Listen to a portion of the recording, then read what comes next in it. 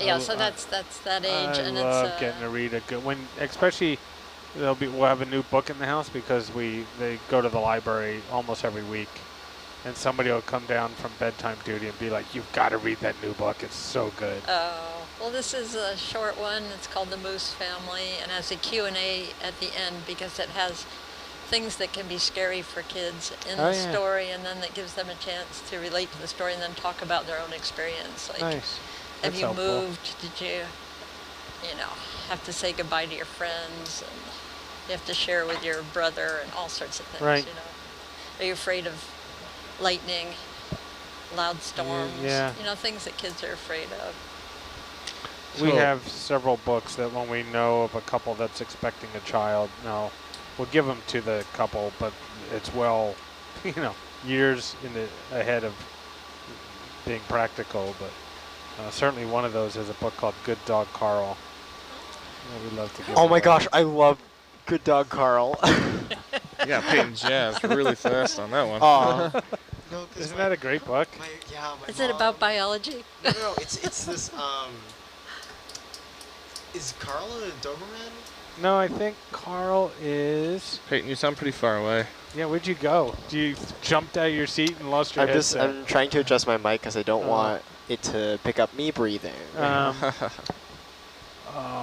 Rottweiler. Rottweiler, that's it. It's this like Rottweiler that while the parents are home, it like takes the baby on like this little adventure, romp through the house. The parents leave the dog as a babysitter. And then like it's a big mess, and right before the parents come home, the dog's just like cleaning up everything. Fixes everything, and they come home and they say, "Good dog, Carl." It's a really sweet children's book. I should have said spoiler alert beforehand. Sorry. The other good one, which is a good life lesson too, is if you give a mouse a cookie. Oh yes. And then it's if you give a moose a muffin. Yeah. If you give a dog a donut.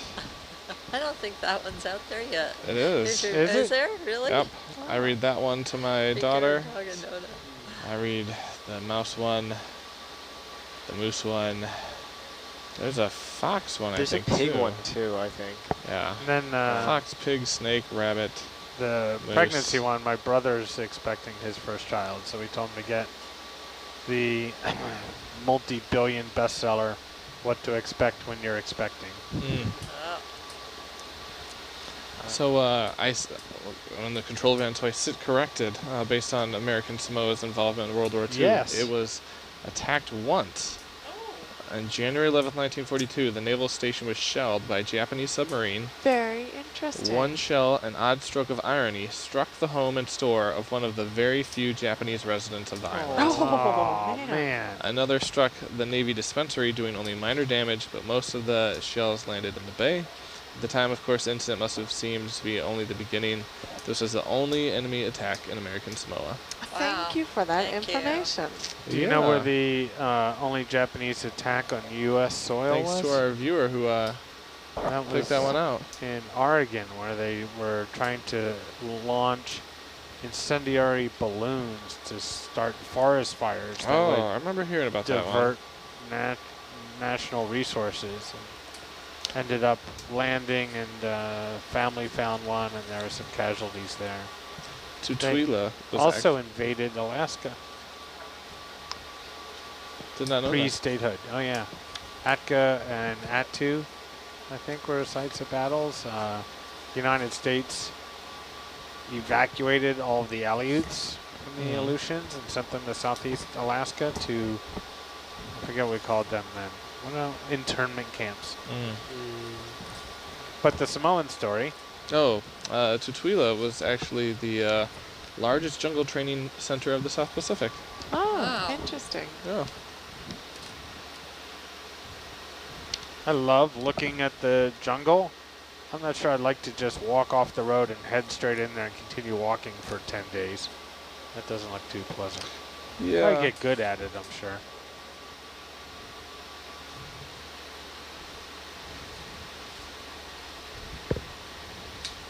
So we have a question coming in about Argus and Argus maintenance. With the dive being so long as compared to the other ones, is there, I guess, any extra special or like additional maintenance that may be required? Summer's all over that one. Yeah, I don't think so. Summer. Thanks, Summer. Great answer. That's what I would have said. Great minds think alike.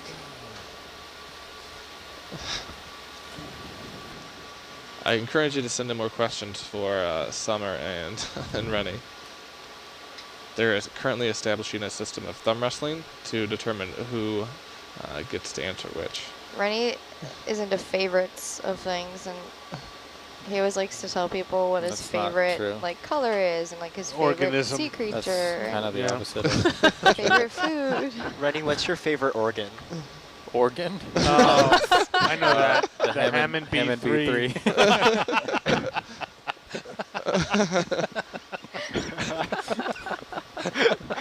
Yep.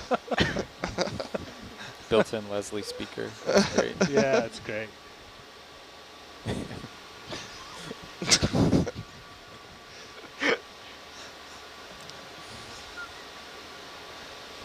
That was the last question that Peyton never asked.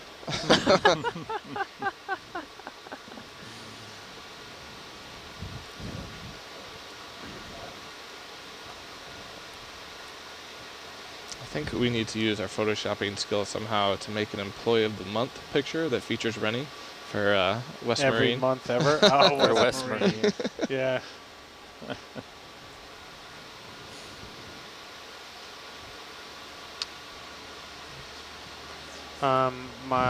We have a membership to the Seattle Aquarium, Ooh. and we take the Good use of money.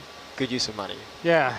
Although it's strange to get the most value for the money, it's in my Yeah. wife's name Huh. and our housemate's name, so Oh. that she can take her daughter independently, Oh, or Kim and I can go with the baby. Yeah, smart thinking. yep. But I can't go. You have to I go think as a you're the guest. other free adult. How's it down there with the viaduct coming down? I haven't been in for a while. Okay. It was, we were managing it. Right. Have they worked their way past the aquarium yet? I haven't been I there in a while. What? think so. I believe like they're still dealing with some of the closures. Right. I've been getting some like emails about Emails, yeah. navigation.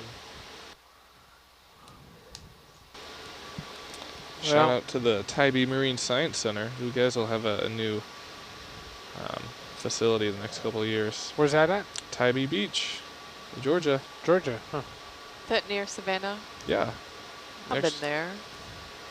Tybee is great. That whole region just sounds beautiful. We moved to Albany, and then actually, when I was still sponsored, did a marathon at Savannah. And my wife and I had gone on a vacation afterwards, and we said it was an area that if we had the opportunity, we'd definitely want to move to. Huh. One of another entity that I work with, a gentleman there who's 5 years younger than me, 4 years, runs Boston every year. Mm-hmm. What are your marathon times, Brian? Slow. Slow, slow, slow. How many have you run? Ooh. Like 10-minute mile? They're not particularly fast. The only time I was ever in good shape to run a marathon, I did the Disney ones, but I didn't just do the marathon. Disney World has what's known as the Goofy Challenge and the Dopey Challenge. Do you have to dress up in a costume You to run? don't. Oh. No, some people do though. The Goofy Challenge, I did it the 5th year they had it. You run the half marathon the day before, Oh, and then you run the marathon the next Oh. day. killer. Oh. And the first time I did that, it was snowing. It was so cold, iguanas were Wow. falling from the trees. Oh, wow. And then 5 years later, I did the Dopey banana Challenge. peel? That does look like a banana peel. Shit. Who's been throwing bananas over the side? And you do the 5K on Thursday, the 10K on Saturday, the half marathon on Sunday, Oh, or that's Saturday, killer. and the marathon on Sunday. I know a guy who does these like 78-mile, 115-mile Yeah, ultras. backcountry. Yeah. Yeah, ultra trail runs are tough. That seems insane. You just have to. The key for any race is training and then pacing yourself. Right. I've run the Um, Marine Corps 6 times. Marine Corps Marathon. I've done the Disney one twice, Traverse Oh, City. wow. I had pneumonia the week before that one. How can you breathe? It was not fun. When I did the Savannah one, Autumn was a week old. We were in port in San Francisco once for beta breakers. Yeah? That's not exactly a race. At one point, I had all my bib numbers saved and had them kind of as not wallpaper, but kind of trim around the my room. Yeah. Wrapped several times around. Yeah. I love the Marine Corps because you run around all the monuments and over the bridges and back and forth. Fun fact, that's sponsored by Brooks. Oh. Brooks also sponsors the many of the Rock and Roll Series races. And is a Seattle-based company. Yep. Nike is based in Portland. Nike and Kaepernick. Nike came out of Eugene. Oh, you know the whole history. Oh, yes, I do. I have every Prefontaine and running movie out there. Really? Yep. The other one directed by E. Rich Little? I don't know the director's name, so I'll be honest with you. I worked with him when he and I were buds. Yeah? Yeah.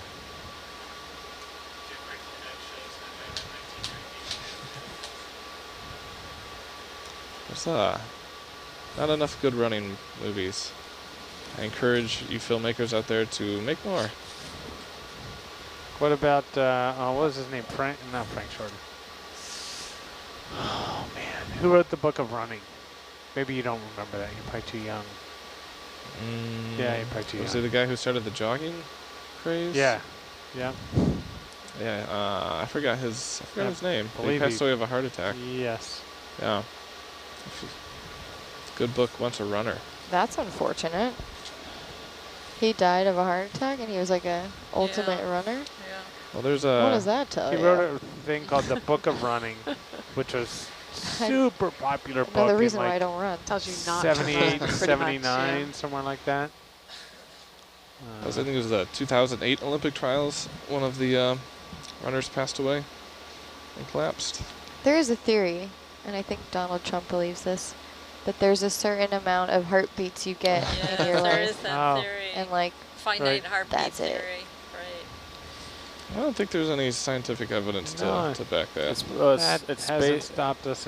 Yeah, I don't think that it's valid, but it's based on the size of mammals and their amount of heartbeats.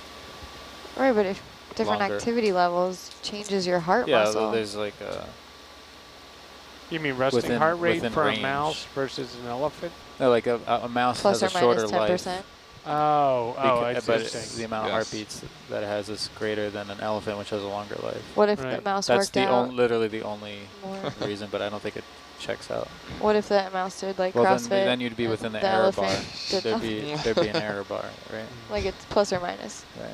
20%, We have Well, some, 10%. I don't think it's valid. we have some colleagues who do CrossFit, and You know because they tell you right away that they do well, CrossFit. that's the thing is They- when I they try and tell offer to somebody move some else tires that for you. I sail with people who do CrossFit, I frequently can't remember the word CrossFit.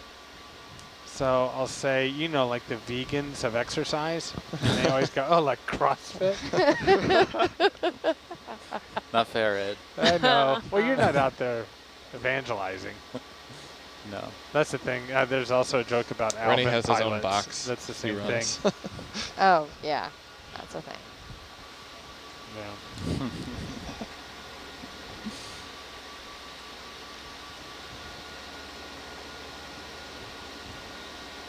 Can't wait till when we're in port, we're bringing on a shipmate from Oman. I'm curious to hear how Suleiman. his route to get here.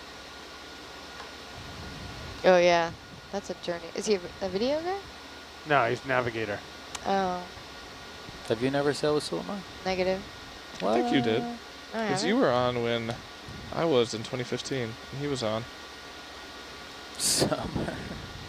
Photographic memory. Summer. We were all in a big van on the way from New Orleans to Gulfport.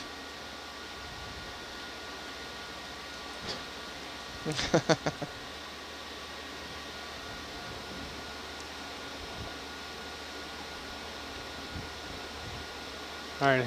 What is Solomon married? Here's a. Yes. Yep. I'm gonna guess yes. And how many kids does he have? Oh, I don't know. I think a lot. Lots. Huh? I think it's 4. Yeah, it's quite a few. Yeah. Yeah, I think it's 4.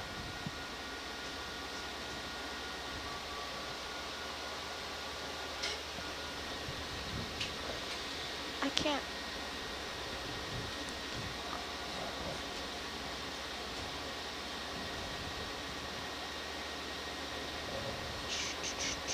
Well, our New Zealand audience is growing. Great. They're all hanging around at Yeah. caretakers. They're all sitting around the They're laptop. having a meetup. They're tuning in just in time to We would find like the to Samoan know Clipper. what the Samoan Clipper flight and the loss of the crew meant to them, because it cut them off from receiving cargo and airmail until 1940. And I think whenever Music and his crew arrived, they were greeted as heroes. So it'll be interesting to know what the legacy is there. Feel free to write in and tell us what your thoughts are. Love to hear from you.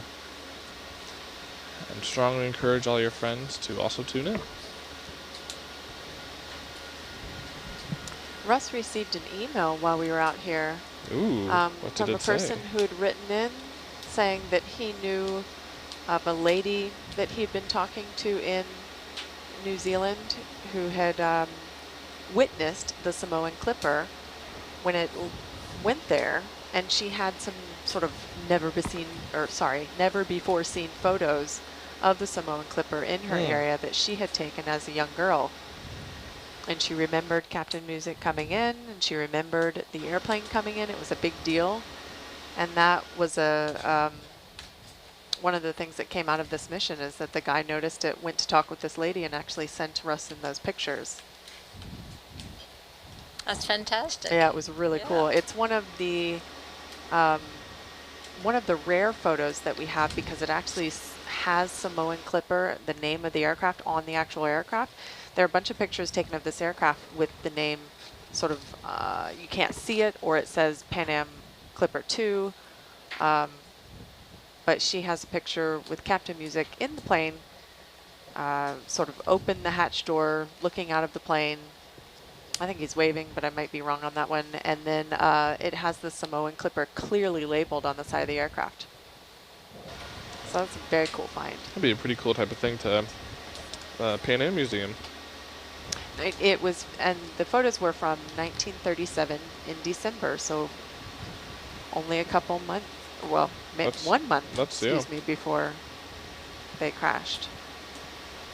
So one of the last known photos.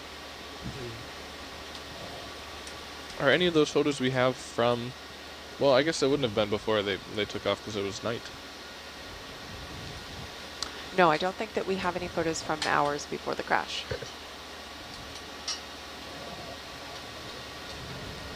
Unless there's a find that comes forward like this one.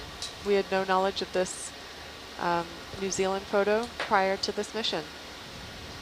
So, audience members, if you know of anyone who may have had any pictures of the Samoan Clipper, please reach out to the Air and Sea Heritage Foundation.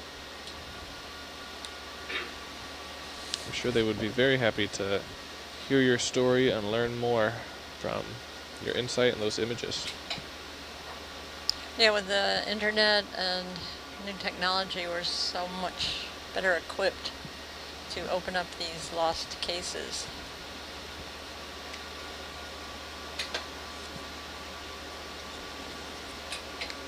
I feel like we haven't really seen anything on the side scan since that target. Since the target. There was another big rock that looked very, very rock-like that we... It's quite blobbish in nature. It's quite... But we didn't mark it. Yeah, I think I noted it down when we passed it. You did what? Oh my god. Just doing my job. Megan. So because we didn't locate it in the original search region, it's still every every bit of more data we get is another chance to see it. There's no like, oh, we're running out of, because we haven't seen any debris. There's nothing to indicate that we're getting farther away from where it should be. We could be getting closer to it. We could be, this could be, we could see it pop up in the sonar now. Absolutely. There's no reason to believe that the search is dwindling in effort. It's kind of just a race against time and the amount of coverage we can get. I think that's, I pretty much am optimistic until the ROV leaves the bottom.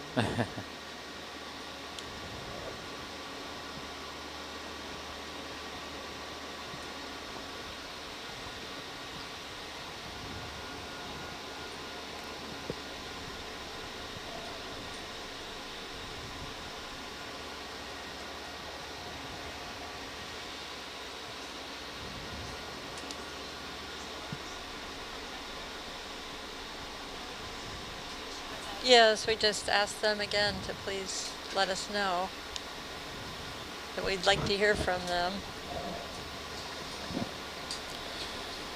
So do you want to end this line approximately right here and head over to the south? Can you show us the next south line where that one starts? It'll be here. I don't have that survey loaded up. And that, so that, actually that's what I was wondering. So yeah, that looks absolutely fine. And then so we'll just basically straight turn and then go over there? Yep. Yeah. I'll probably hold this ship's position soon. We'll let Argus drag to somewhere in here. Okay. And then we'll head straight over to it. I'll let it drag out a bit more though. Yeah, that sounds perfect.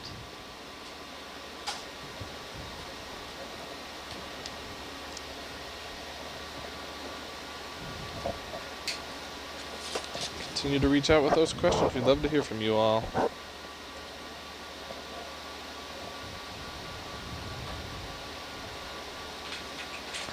Denmark and Finland, very loyal viewers. We appreciate it. That's a yes and a yes. Yes and a yes.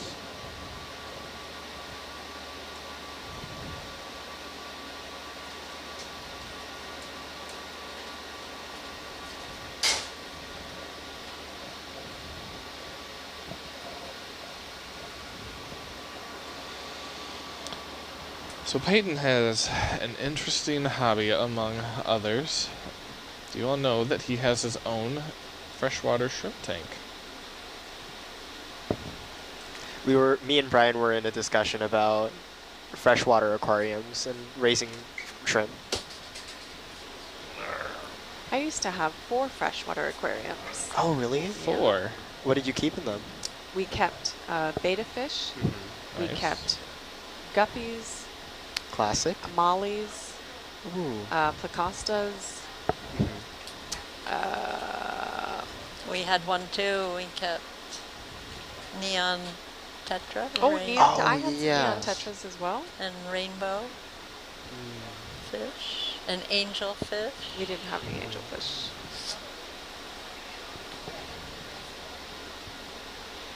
And the fish that clean The wrasse? the glass. Placostas. Yes, Yeah. thank you for saying the word. He goes.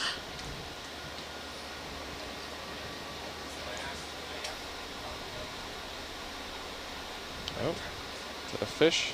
Oh, fish! It's swimming away. Come back. Get it! It's leading us right to the Simone Clipper. Where did you go? So when Argus is brought up, do they keep the camera on so we might see fish then? Yep. Yeah, it stays on all the way until All the way to the we top? come out of the water. So when we get shallower, we could have a good chance of seeing Seeing fish. something, yeah, you never know. It'll be coming up at night. Right. So unfortunately the lights on Oh yes, Argus the are light pointed doesn't down. penetrate, right. Yeah. Oh, there's There's a Oh, fish. there we go. That looked like a rat tail. Yep. What's the scientific name of the rat tail, Peyton? I'd need to look that up. And while you're looking that up, you should. Have you ever seen a ratfish? Yes, we have those are- at the aquarium. Love those. Those are the, oh, you know this, the largest fish by biomass in Puget Sound. Yeah, And they are it's prehistoric. wild. They have those, was it 9 pressure plates in the front? and a magnetic sensor under their mouth. Huh. Did And not know that. they can sense fish that have buried themselves, or prey that has buried itself in the sediment. Huh.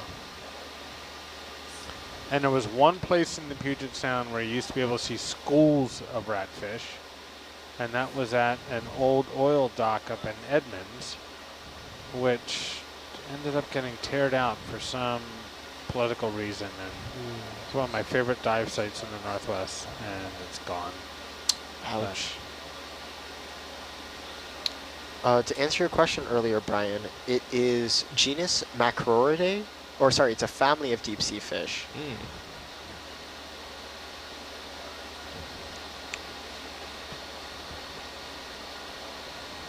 Also known as grenadiers. Yes.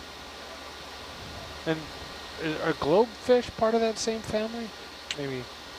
I would need to look that up too. All right, disregard. Those are in the Gulf of Mexico. I don't think I've seen them anywhere else.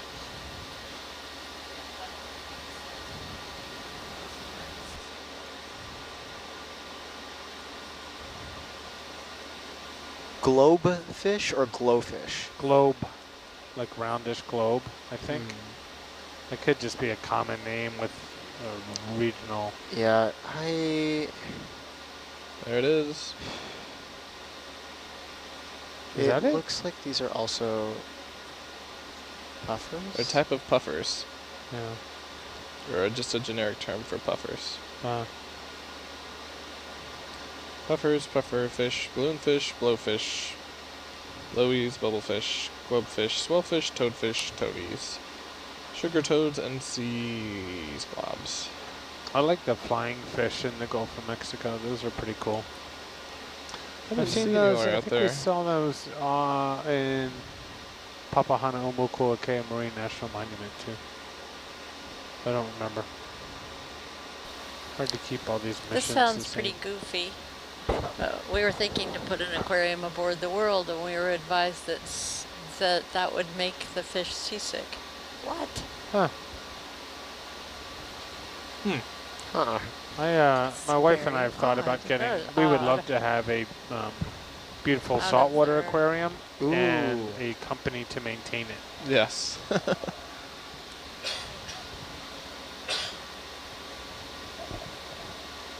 Those things will go 300 yards out of water.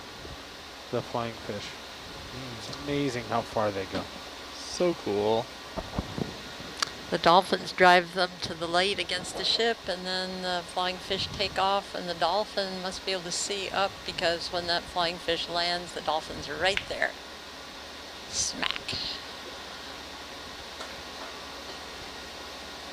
Is Jim Fix?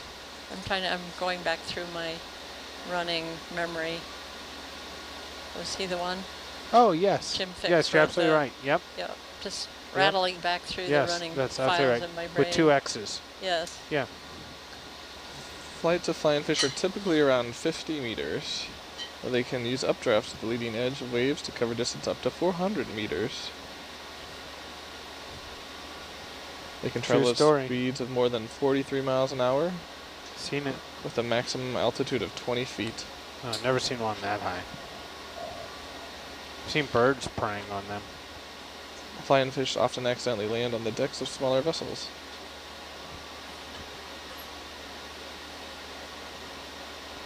What a weird adaptation that is. Yeah.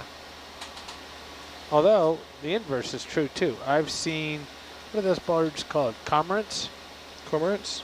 I've been scuba diving in Mukilteo, Peyton, and seen a cormorant at 55 feet or so. Wow. And went by super fast. We didn't even ID it. We saw it 3 times on the same dive. And the next time was at like 42 feet or 48 feet. And we had enough time to realize it was a bird. I had no idea they went that deep. And it was trucking through the water. So the cormorants were used by Japanese for fishing. They put rings around their neck so they couldn't swallow the fish. Yeah, there's a great big story. If you guys know that about the cormorant fishers. No. So a great big story is this, I guess, video production. And they do lots of just little short features. And they have one about a lot of different traditions, and one including about those people use cormorants to fish. We have some cormorants and otter and beaver, along with our alligators, at the ponds outside How our did neighborhood. they get the fish back from the cormorants? I don't know that part of the story. Oh. I just know they must have them on some tether or something. I You don't must know. have to split it with the cormorant, or it would never go get another one. Yeah, cormorant. Cormorant? Cormor. Cormorant. Cor. There's an R in Cormor there. and yes, cormor. Oh, cormorant. Those are in the dome, aren't they? Cormorants? Yeah. I Where's, don't believe so. aren't there birds up top? Oh, above yeah, the yeah. dome? We have tufted puffins, pigeon guillemots, what else? Rhinoceros auklets, and then a couple of shorebirds like oyster, black oyster catchers. There's a killdeer, and there's one more. It's the long-billed curlew. We also have a killdeer in there? Yep, we got a little killdeer. Cormorant fishing is a traditional fishing method in which fishermen use trained cormorants to fish in rivers. Historically, cormorant fishing has taken place in Japan, China, and Korea, as well as Greece, North Macedonia, and briefly England and France. It was described all the way back to 636 AD. See, I almost That wonder dude if, must have been brilliant. To control the birds, the fishermen tie a snare near the base of the bird's throat. This prevents the bird from swallowing larger fish, which are held in their throat, but birds can swallow smaller fish. When a cormorant has caught a fish in its throat, the fisherman brings the bird back to the boat and has the bird spit the fish up. Though the cormorant fishing once was a successful industry, its primary use today is to serve tourism industry. Is that like a verbal command? Like, spit? I don't know. Maybe it's like a police dog. All the commands are in German.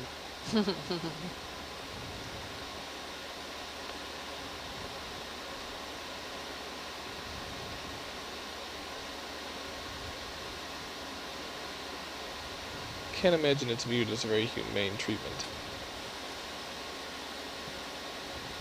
Fish. I give all my fish to Summer, but I'm not sure that she would eat a fish that's been spit up by a bird.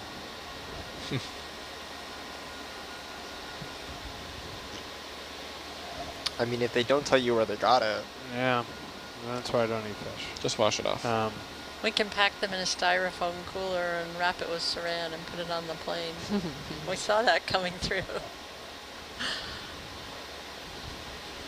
How about another Samoan clipper factoid? What don't we know about it? Where it is. We walked right Is that a into riddle? Stings. Is that a riddle? Man. Quick. How about the facilities on board? There were none, right? Were there? Oh, yes, there was a toilet? Really? Yes. Sure. Yeah. Did it just... Was there a tank to store it, or did it just kind of I'm sure there was be a returned tank. to nature? No, I'm sure there was a tank. It was directly in front of those gasoline tanks, actually, Yes. in the cabin. near the directly in cockpit? front. Yes, It was- behind the cockpit. Yeah, a cabin away from the cockpit. This is the Bs we're talking about because the S-42s were outfitted for passengers. The Bs were, they took the berths, they left a couple of berths in for the crew to rest, but the rest of the plane was fuel and cargo and so forth. And the watertight compartments, would those have been between like the D compartment and the C and the bra and the B? Or They would have had watertight bulkheads between all of the compartments. okay. A, B, C, D, E, and then Yeah. cockpit. And A's at the tail. Correct. Yes, And Echo is fuel. D is fuel. D is fuel. Delta right. is fuel. So, But you could still get through there. Yes, yeah, Yeah. they had a walkway through there. so in theory, in order for them to get out, would it be similar to what they tell you if the ship was, or excuse me, when the plane was sinking? If like your car is sinking, you have to wait till the pressure equalizes and then open the door? No, it has a door on top. Yeah, both pilots had a hatch above them. escape hatch. It's like playing a week-long version of the memory game. I know. For sure. Although these guys have been researching it for years. There were 5 hatches altogether. So I keep noodling on this, but I go away from it because of the oil slick thing. But is it possible with the watertight compartments that the clipper was partially submerged but continued to float, like it didn't sink straight to the seabed? It depends on if the explosion blew the 3 main sections completely apart from each other or not. And so I think you could go down a road here where you have several different scenarios. So we know for a fact that the explosion at least blew into the cockpit because there were pieces from the cockpit found. So that's 2 cabins up and maybe 1 section that would be by itself. And we know that it at least blew into the cabin behind it. So that maybe leaves, I mean, if we were going to do a supposition, that would leave maybe 2 to 3 cabins that might have retained some sort of structural integrity. And that's a possibility. So maybe it floated for a second. But if they retain structural integrity, that would also mean it was survivable if anybody was in there. Well, nobody would have been in there. That's the problem. But if those 2 maintain structural integrity and the wing did, has anyone done any calculations on if that would keep the clipper afloat, or if it would? No. Like time for a scale model. Sink, so 50 feet down, for example, or? No, because the wing had those however many ton engines on it. It had 4 engines on it, which would have made it incredibly heavy no matter how much air was in there. I think they're a half ton apiece. Yeah, so if you're trying to lift 2 tons of engine, you're not going to need an airbag that size. You're going to need a lot. And 3-bladed propellers, heavy. Yeah, so the wing section would have definitely sank. But the watertight doors that whole compartmentalization thing must have been there for a design reason to keep it from sinking. So it must be like Titanic, that you can afford to lose a certain amount of them before it sinks. Correct. Obviously, it lost too many at some point, but Yeah, like they did. Yeah, exactly like they did on a ship. Yeah, Probably for pressurization too. The other thing too is that the flying boat hull was meant to withstand a certain amount of impact pressure, but we also don't know if you're making an emergency landing, you're putting that plane down no matter what your sort of safe landing speed and or pressure is. So if it ended up smacking the surface of the water in a way that could have breached it, or maybe popped one of them open or anything. So there's a whole lot of things that we don't know where water could have maybe gotten in there. I mean, we certainly know that at least one side of that tail section was open to the water. I also read Russ's blog from, I think it was yesterday or maybe it was today, where he was questioning one of the values in the latitude and longitude because it was a whole number. Yes. And it just seemed Oh, a in the little west. suspect. Yeah, 170 degrees, 51 minutes, 00 seconds west. Yeah. Yeah.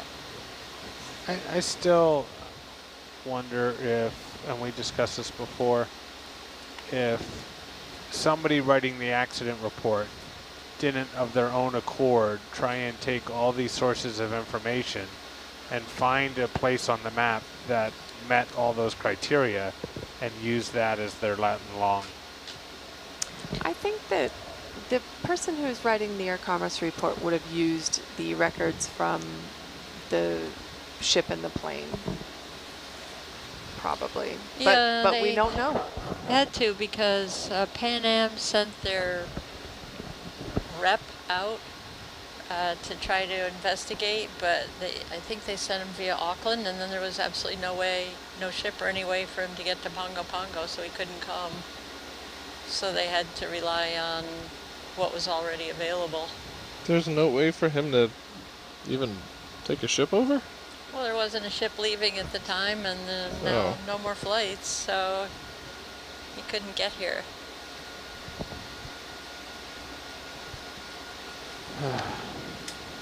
Nav, do you want me to mark that as the end of the line? I need the, well, the ship needs to go over here.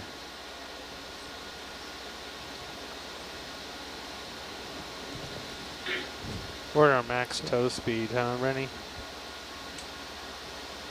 For this depth. I'll give you that on SPL. What's that? Are we at our max when we do this hop over to the southern lines?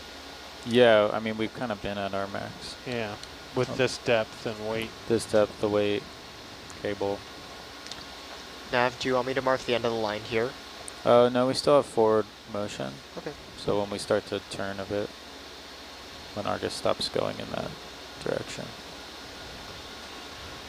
So question about what we'll be doing next. So after this expedition ends next week, we'll still stay in American Samoa. When we go into the National Marine Sanctuary of American Samoa, we'll be doing a lot of work exploring the geology and biology of that National Marine Sanctuary. Those will involve. Peyton got goosebumps when you said biology. Those will also involve Hercules dives, so that'll be more of what you're used to seeing on Nautilus Live. I assume that's 24-hour ops, yeah? Anybody read the Yes, it plan? is 24-hour ops. Yep. Yeah. Like 3 weeks? 2.5, 3, something like Yeah. that, yeah.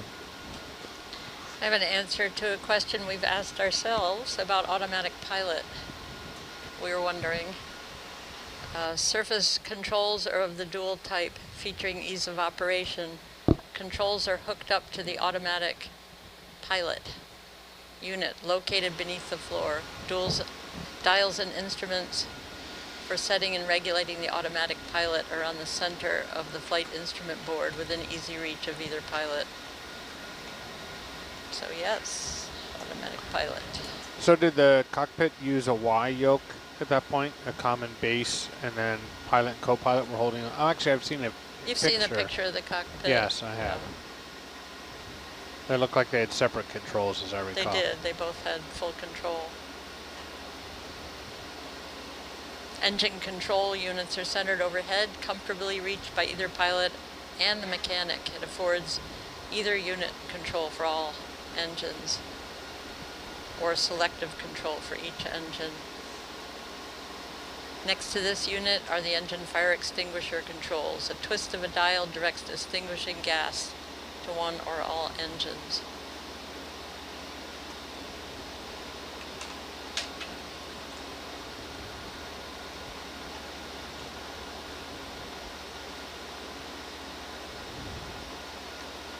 You interested in some of this? We're always interested in what you have to say, Lonnie.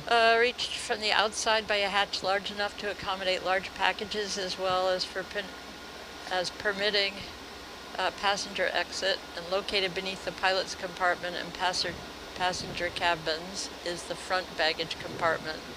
The allowable baggage space is 157 cubic feet. Here are also stored 2 life rafts and various tools. A strong box for valuables is located under the floor. Of course, the large storage compartment and cargo was in the tail.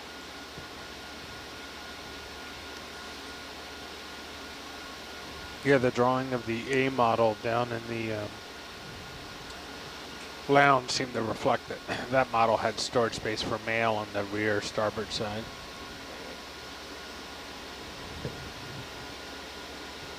So I've been trying to find out from Pan Am when they started using large mail bags, or are we just looking for boxes? Or, oh, right. You know, you think of the U.S. mail bags, but when did that those start? come into play? Yeah, I couldn't really figure it out, although I think I did see a picture with, one picture with mail bags. Question coming on about, is there a possibility that we find the Clipper? And there's always a possibility. Oh, yeah. That we could find the Clipper. We could find the Clipper in the next 10 seconds. We certainly hope that's the case, but 5, 6, Yeah, just because we aren't dropping targets like we were initially, it's like those targets, we happen to be in an area where it was flat and there were large rocks. So that's kind of why there were so many potentials dropped. Now we've gotten a bit wise to both just training what they look like at this speed, what those rocks look like versus something else, and also the last section was pretty flat. There was not a lot of rocks in it. So, but as we were saying, every bit of ground we cover is another opportunity to find the clipper. There's no greater, or there, not knowing where it is. And there's no greater chance at the beginning of the survey versus at the end. Peyton and I were talking earlier about how it would be interesting to see a graph of the when targets were placed over time, because I think it would be a graph or it would correlate to our learning experience. Yeah, well, that plus you'd have to normalize for terrain. Yeah, but probably. I totally forgot. I would still think there's a significance. To say, when I woke up, I dreamed that we found a helicopter. Well, that's wrong. I know, but like, and it was so vivid. Now I forget a lot of the details, but essentially, like, we found, I was like dreaming of this view, and then we found a chopper. Twin rotor or tail rotor? You had Sikorsky in your brain. I don't remember that detail. I had it so vivid when I woke up. Did I'm like, Sikorsky whoa. make the Chinook? I don't know. We're getting Sounds like the internet would know that. Rotary winged aircraft, which not. I think so. Yeah, I think it was a Sikorsky CH-48. Yeah, I didn't have the model. It wasn't printed in my dream brain, but we were really excited though. Yeah, that would be exciting. You were there. I would you be were super there. excited you were if there. we found a helicopter. Were we all there? We were all there. Cheering. Oh, that's a lot of helicopters. Well, oh, never mind. I'm not even going to say that. Zip. Black Hawk. I know where there's a bunch of helicopters, but it's not near here. I don't see the Chinook on here. Just the Black Hawk. I would hazard, perhaps, that Lonnie and I are the only people here who remember the end of the Vietnam War. Both my brothers served in Vietnam. Yeah, remember when we were evacuating Saigon and they were just pushing the Hueys off the aircraft carriers? Yeah, they were evacuating people from the top of the American embassy. Yeah. I remember seeing images of that. Right. Obviously in historical context and as it happened context. My dentist in Virginia was one of the little girls who was lifted out of there, right, with her family. Her dad had been a translator. I just watched last year on when I was at sea, Ken Burns' documentary. Oh, that's great. Yeah. Really, really well done. What a big topic to bite off. Well, he's all about tackling large subjects. I think he's working on country music right now. I watched his Vietnam one, his World War II, yeah, World War I. Well, they're lengthy, but they're well done. Yeah. He's a wonderful speaker too. Pulls you right into the topic and makes you feel it. Do we have any idea where this search area is in regards to proximity to the marine sanctuary? I don't know where the sanctuary is. I don't. That's where you're all going to be next yeah, week, right? It's a pretty complex marine I think protected it's pretty far area. away. There's, I think it's well, there's a lot of bits of it. There's a lot of parts that are protected. Would this be one of those bits? Maybe we can come back. There is a section on the north shore, but not this far north, I don't believe. Right. Sneak in a little. So what are all the requirements and stuff around a marine sanctuary? There's no fishing. Can you dive or no? They're all you can't different, anchor. I don't think there's uniform. I think they're all different. I What think if within you- sanctuaries, there's different managed areas. Yeah, I guess so. What if you discovered the plane in the marine sanctuary? Well, that was kind Well, of more I'm the fine question with we that. were getting from the viewer. Oh, a viewer was asking. That would Yeah. be tough that you guys wouldn't be with us for that. That would be hard. But we would do a bang-up job of it. And then when we came into port, we'd probably see you guys headed back out there. Turn this thing around.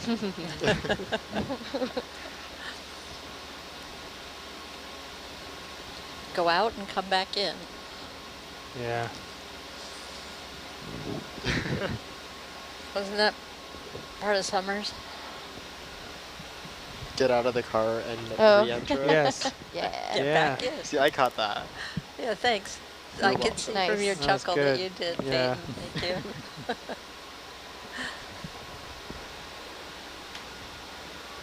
Yeah, maybe we should just reset something, like turn the sonar off and turn it back on. Let's Just all in just case. walk out of the control van and walk back in. I can play my Worked for them in the car that day. sea chamois. If you go to the National Marine Sanctuary of American Samoa's webpage, we're featured right there on Sanctuary News. I wonder if the superintendent's coming out with us, because I'd love to know.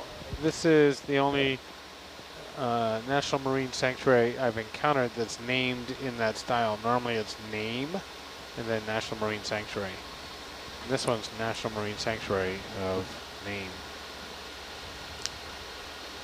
I think it's because all the other National Marine Sanctuaries have a name.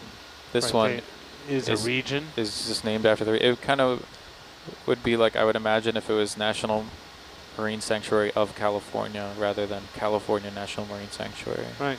But Or it could be the Edwin Music National Marine Sanctuary. yeah.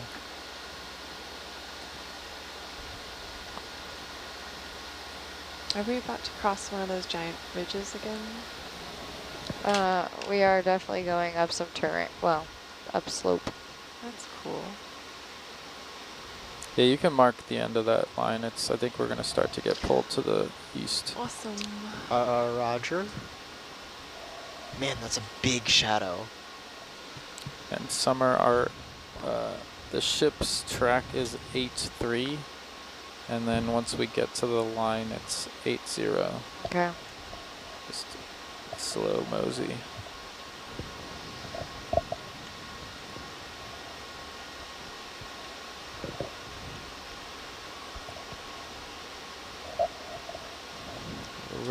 Delegated activities.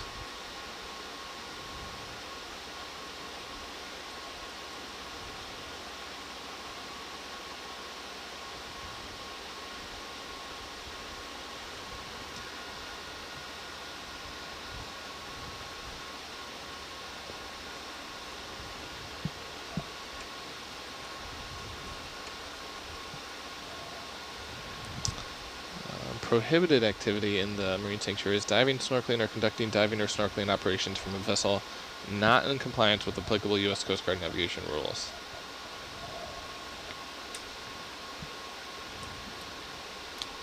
I know we can't dump tanks, Can't anchor, I'm sure. can't anchor. Discharging or depositing from within or into the sanctuary any material or other matter except clean vessel deck washdown, clean vessel engine cooling water, clean vessel generator cooling water, clean bilge water anchor wash, vessel engine or generator exhaust. Can't Anchoring a vessel. fish. You have to have a spill kit and a copy of Never Gonna Give You Up on board. No dredging or dynamiting. How are we gonna eat? I don't know. Taking any marine mammal, sea turtle, or seabird within or above the sanctuary. How are these monitored or patrolled, or are they? I don't know. Wouldn't the Coast Guard have, like... Is there a Coast Guard? There's got to be a Coast Guard presence out here, right? That's a territory, I don't know. Well, yeah, maybe not. What's its Coast Guard approved type? I think Navigation. they're the So- governing agency. Yeah, but I don't know if they're this Management far and out. enforcement. The National Oceanic, so NOAA, has primary responsibility for the management of the sanctuary pursuant to the Act. American Samoa Department of Commerce will assist NOAA in the administration of the sanctuary and act as the lead territorial agency in conformance with the terms of designation, these regulations, and the terms and provisions of any grant or cooperative agreement. Coast Guard used to be part of Commerce, I believe. But now they're DHS. I thought they were part of Treasury. Well, maybe they were Treasury. Treasury because They were initially not covered under the Vietnam Veterans Acts because they were not part of DOD.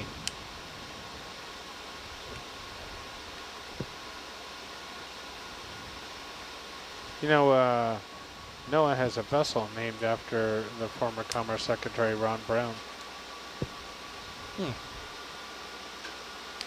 I believe it's the Ron Brown.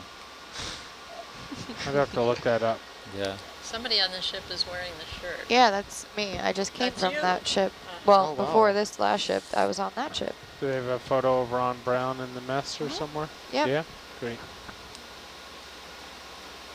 We were off South Carolina exploring that really large deep sea reef system that they found relatively recently off. I said that already, South Carolina. Where's that in relation to North Carolina? Where? To the west. It's to the west. Yeah, we did a lot of cool coral sampling and. Do you have coral cutters?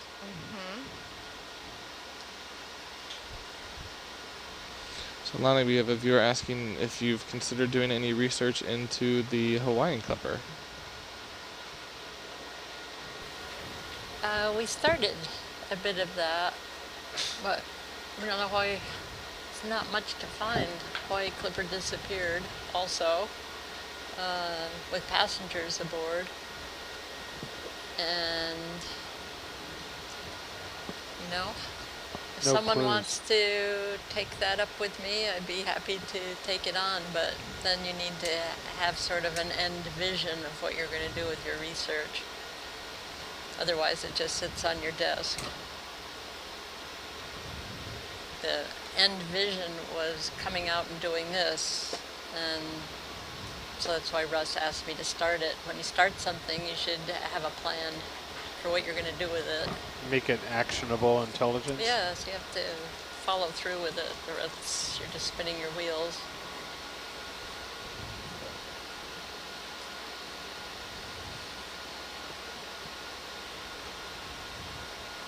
I think there is a group researching the Honolulu clipper.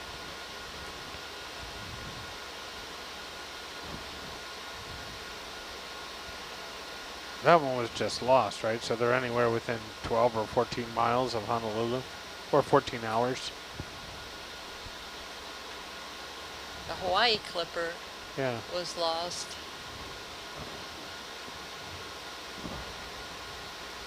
I think Pan Am is taking on the Honolulu clipper. Some components within Pan Am. Because when I was trying to find information about the Samoan clipper, they were pretty guarded about, they actually thought we might have been after the Honolulu clipper. And they were kind of guarded with their information until they figured out we weren't. We weren't going to scoop them. No, Scoop, so I scoop. don't really know the status of that. At Paul Allen. No. No. Oh, no, sorry. I was... What? When we were talking about scooping, and then Paul Allen, because he scooped the wreck that you... Well, people who can Lonnie had found. afford to do it should do it. All right. They should, we should solve these mysteries. All right. So, takes a There's- team. There's at least 3 entities that I know of that are funded by people with resources to do that as a hobby. I wonder if there's more. Bezos, Yep. Musk, Oh, 4. Allen. Schmidt. Has Branson gotten into the ocean exploration game? I don't No. know. I know that he went down with He started a cruise somebody. line. We go down with Cameron. No, Oh, to the Titanic? Did he go down? No, he went down recently with somebody. Is it that guy who's doing like all of the deep spots? And the like Victor somebody? Oh, I know who you did. That's, yeah, you're right. That's Ocean another Gate? one. That's Don another Walsh. Don Walsh was the one to the bottom of the Marianas Trench. I saw Branson recently got into a manned submersible, but I just can't remember why